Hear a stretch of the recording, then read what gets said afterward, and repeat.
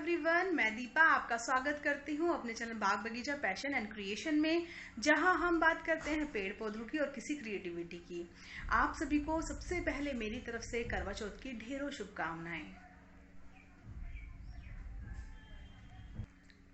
त्योहारों के इस सीजन में हम सभी लोग बहुत बिजी हो जाते हैं, क्योंकि आप सभी जानते हैं कि ये जो त्योहार है ये एक एक करके एक ही साथ इकट्ठे आ जाते हैं। जैसे पहले करवा चौथ आएगा, फिर अहोई अष्टमी आ जाती है, उसके बाद दिवाली की प्रिपरेशन। तो हम बहुत बिजी होते हैं। दशहरा से ही हमारे जो त्योहार है वो स्टार्ट हो जाते हैं और उसके बाद हम लोगों के घर की सफाइयाँ होती रहती हैं और साथ ही साथ हम लोग बाहर से शॉपिंग भी करते रहते हैं, परचेजिंग भी करते रहते हैं और अपने जो स्पेशल डेज होते हैं जैसे फेस्टिवल्स होते हैं उन चीज़ों को सबसे अच्छा बनाने की कोशिश करते हैं। अगर आप मेरे पहली बार ये व्लॉग देख रहे हैं और मेरे चैनल पर नए हैं तो जल्दी से मेरे चैनल को सब्सक्राइब कर लें और बेल आइकन भी प्रेस कर दें, ताकि जब भी मैं कोई नई वीडियो या व्लॉग लेकर आऊं तो आप उसे मिस ना करें। बात करते हैं आज के दिन की। आज के दिन की तैयारी सुबह से ही स्टार्ट हो जाती है। हमारे यहाँ कुछ अलग तरीके से ये कल्चर मनाया जाता है, ये त्योहार मनाया जाता है। वो सबके कल्चर पर अलग अलग डिपेंड होता है। इस बार रविवार को ये त्योहार पड़ रहा है, अदरवाइज बच्चों के स्कूल की छुट्टियां भी होती थी। ये एक इतना खूबसूरत सा प्यारा सा त्योहार है जिसकी हमेशा से ही इंतज़ार करते हैं हम लोग। इसमें खूबसूरत लगना, खूबसूरत अच्छा खाना पीना और अच्छे से तैयारी करते हैं। बहुत ही बढ़िया त्योहार है। तो आप लोग मेरे साथ पूरे व्लॉग में बने रहिएगा और देखिएगा कि किस तरह से मैं ये व्रत पूरा करती हूँ, मैं कैसे करवा चौथ पे तैयारी करती हूँ, कैसे हम लोग पूजा पाठ करते हैं। और फिर आप सभी जानते हैं कि एक त्योहार है जहाँ हम सजना संवरना करते हैं, बहुत खूबसूरत लगते हैं। तो हम लोगों का एक छोटा सा सेक्शन होता है फोटो सेशन का, वो भी मैं आप लोगों को ज़रूर दिखाऊंगी और अच्छे खूबसूरत फोटोज़ भी दिखाऊंगी। आखिर तक बने रहिएगा और एंजॉय।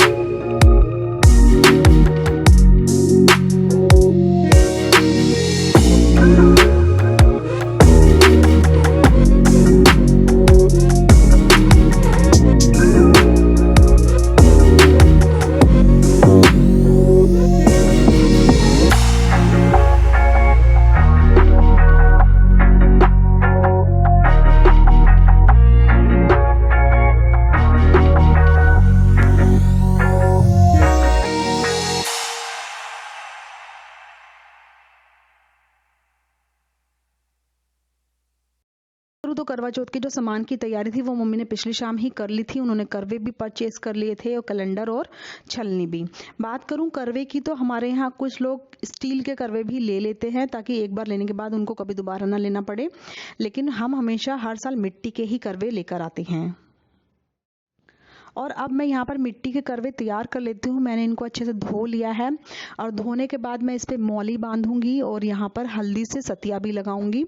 सतिया हमारे यहाँ किसी भी चीज़ में बनाना बहुत ही शुभ माना जाता है, तो पूजा वगैरह में सतिया ज़रूर बनाया जाता है। आज हम लोग हल्दी से सतिया लगाएंगे, तो मैं सबसे पहले इन चीज़ों की प्रिपरेशन कर लेती हूँ क्योंकि टाइम हो चुका है, 2:30 बज चुके हैं और अब हम कथा करने जाएंगे, तो उससे पहले की थोड़ी सी प्रिपरेशन भी कर लेती हूँ।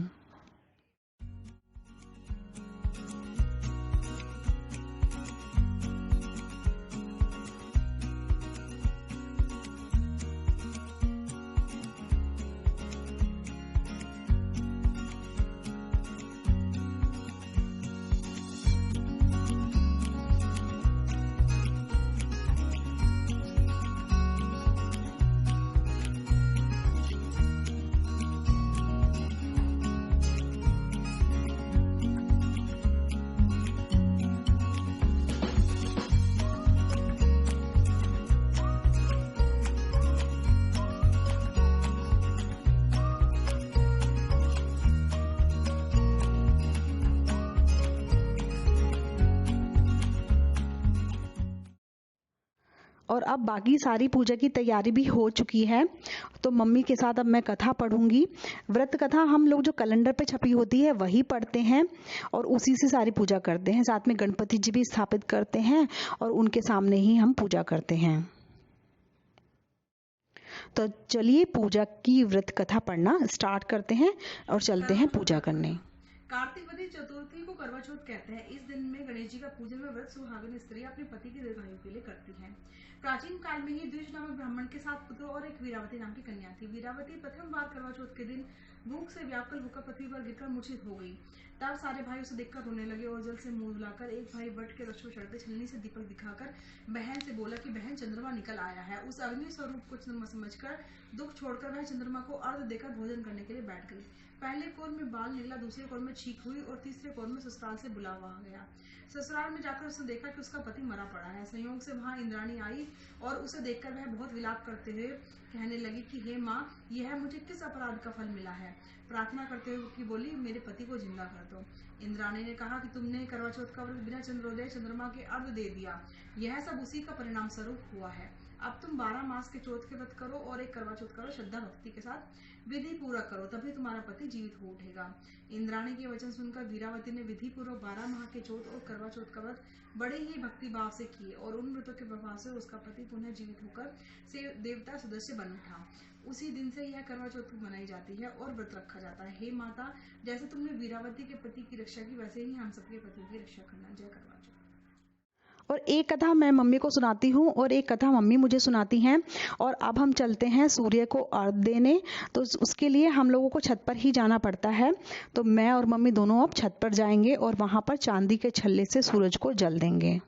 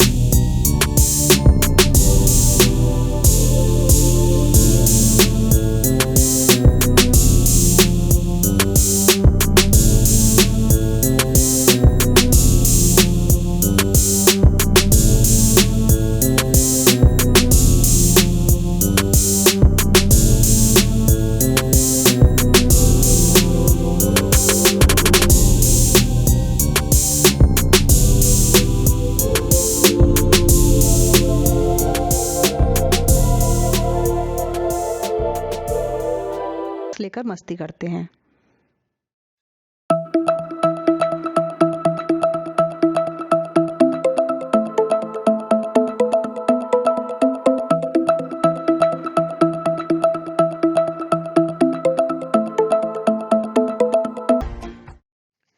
शाम के बज चुके हैं 6 और मैं तैयारी कर लेती हूँ डिनर की कि व्रत खोलने से पहले ही मेरा पूरा डिनर प्रिपेयर हो जाए। हलवा बना लिया है, साथ में शाही पनीर, मटर पनीर भी बना लिया है और साथ में तैयार कर लूँगी दही बड़े। इनको पहले अच्छे से पानी में भिगो कर तैयार कर लूँगी ताकि जब चंद्रमा निकले तो उसके एकदम बाद हम लोग खाना शुरू कर सकें।